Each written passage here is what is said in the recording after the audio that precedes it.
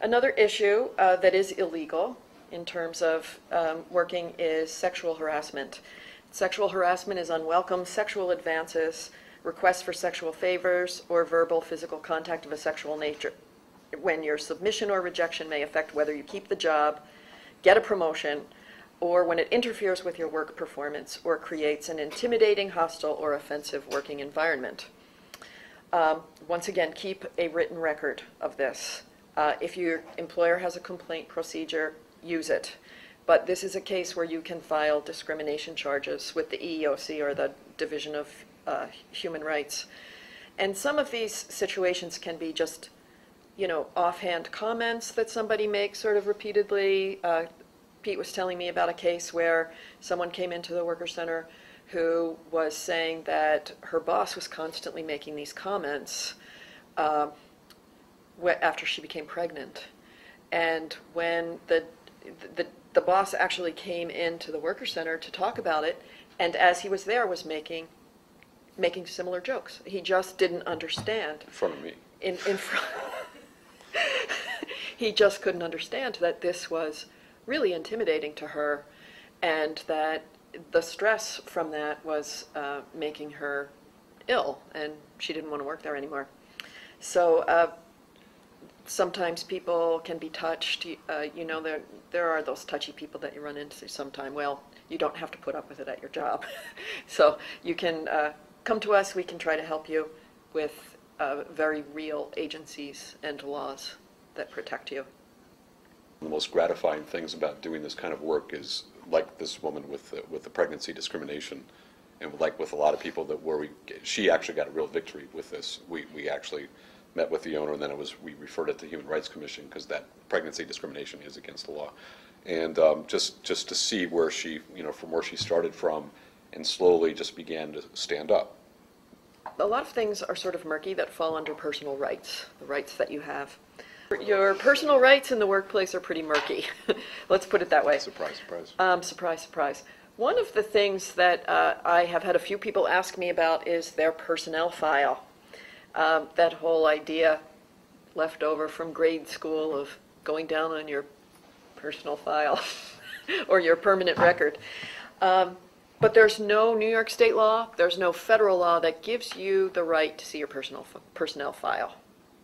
And if you are being disciplined about something, I believe you are entitled to see a list of the charges, but you are not given the right to look in your personnel file. Sometimes people have written letters. For instance, if they disagree with something, they've been charged with something that they think they have not been guilty of, you can write a letter refuting that and ask for it to be put into your personnel file, but you have no control over what goes into your personnel file. There's not really control over what information employers can collect and keep about you. You do have some rights. For instance, your employer cannot install cameras in private areas of the business. For instance, restrooms, changing rooms if you need to change into a uniform. But there are no laws regarding public places. So in the lobby, in the office, there can be cameras that are watching you. On the wall behind, yeah. We have them all over the Worker Center. They don't work, though. We need a tech person. Employers may not spy on union activities, though. Your employer cannot monitor phone conversations or emails without prior consent of at least one of the party. However, if you're speaking on an extension, that's considered public and people can listen in. Okay. Seek legal advice. Once again, these laws are murky. It says murky is the word here. Your employer can search your locker, your desk, or your work area, but they can't open any sealed letters. And your employer cannot ask an outside agency, such as detectives or credit bureaus, to investigate you without prior written consent. You have almost no protection against random or inaccurate drug tests. And we did have a case where somebody called, had worked for a company for 30 years, operated equipment. 30 years he passed his drug tests, and then once went to a large family party and was persuaded by some relatives to smoke a little pot first time in 30 years. And within a month afterwards, he was given a random drug test, which he failed. And he was automatically given unpaid leave, wouldn't be the word, unpaid, well, he couldn't come to work. Suspension, thank you. He had to go to drug counseling for 9 or 10 months. He was demoted. When he came back to work, he was demoted. And 2 days, I think it was 2 days after his initial drug test, he took another drug test, and he was negative, and was negative ever after. But he still had absolutely no recourse against being like permanently demoted. He was never given his job back, which was a big pay cut. And that one, you know, that could happen even if that test was inaccurate, which sometimes drug tests have been known to have false positives. You know, other medications that people take, you know, various things can create a positive drug test, but you really don't have any legal rights. An employer can make you take an honesty test or a personality test, but in most cases can't give you a lie detector test.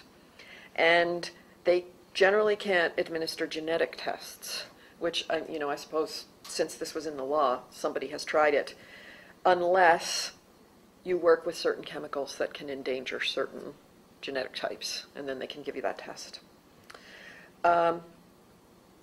There isn't any case law on the privacy or non-privacy of social networking websites, but I would just encourage everybody to use common sense, that people put photos of parties where people are engaging in all sorts of behavior. You just don't want to do that because anybody can search on social network websites, and they don't even have to tell you that they've done that, of course.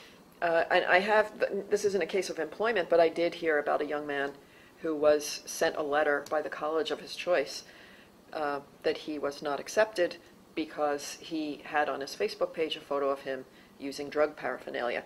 So people do use those cases against you. I mean, they do use those sites against you in cases of, I don't know, looking into you to see if you're a good person or not. So just use common sense. The last thing here we've already said, actually, this is personal rights, but generally in private businesses you can't be fired or discriminated against based on legal political activities outside of working hours. It's not true of public jobs. You can frequently lose your job if you are probably very active maybe in some political activities that maybe your boss doesn't like. But even though it's generally illegal to discriminate, I have actually heard of people who lost their jobs based on political activity they were engaged in, and since we have the at-will employment state, it's very difficult to prove. So that's basically an outline of your rights, most of the rights that we deal with in a regular basis. People are very afraid to speak up, and they're very afraid to challenge their employers, sometimes even when it is very illegal. And but yeah, there's a lot of fear in that, and that's something that we would like in our work to counter and to empower people to know that there's support for them when they stand up to unjust conditions. That is our goal. Know Your Rights training is not just about the people's rights who are in this room, but now you'll know more about what your friends' rights are too, and so you can talk to them about that and encourage them to step forward or feel that there's strength in numbers. I mean, there's so many times when somebody calls on the hotline or comes in and really is sort of worried, or they want everything to be confidential, they don't want to get in trouble, and after you talk to them for a while, you realize that just the very act of listening to their story, being sympathetic, empowers them frequently to take a more active stand in defending their rights.